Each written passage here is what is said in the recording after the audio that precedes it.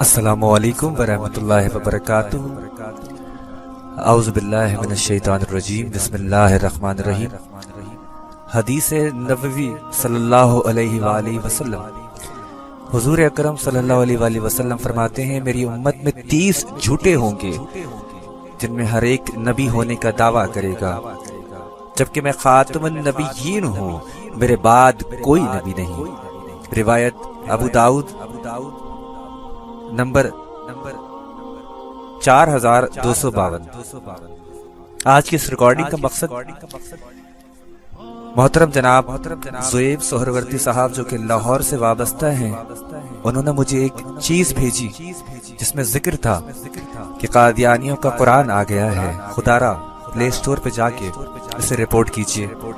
تو میں نے خود تحقیق کی اور اسے پایا۔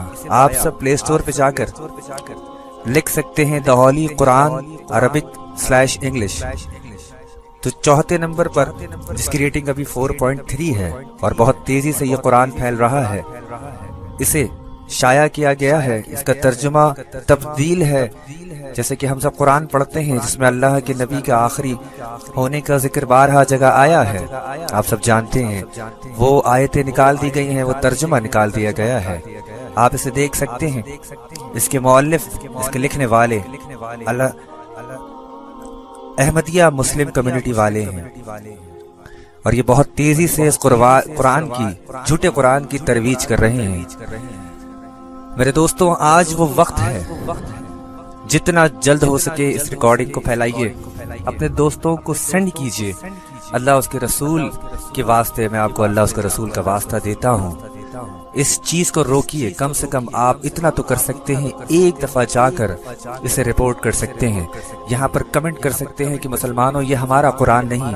آپ چاہے سنی ہیں، آپ بریلوی ہیں، آپ دیوبندی ہیں، آپ اہل حدیث ہیں، آپ سب جانتے ہیں قادیانی کون ہیں۔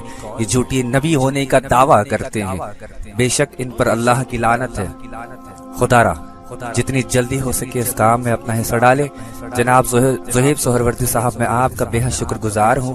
اللہ تعالیٰ آپ سب کا حامی و ناصر ہو کہ کل قیامت کے روز جب اللہ سوال کرے گا کہ تم نے دین کے لیے کیا کیا، ہو سکتا ہے آپ کی یہ نیکی کام آ جائے، آپ کھڑے ہو کے کہہ سکیں کہ یا اللہ، ہم نے آپ کے دین کے لیے، آپ کے حبیب کے لیے آواز اٹھائی تھی۔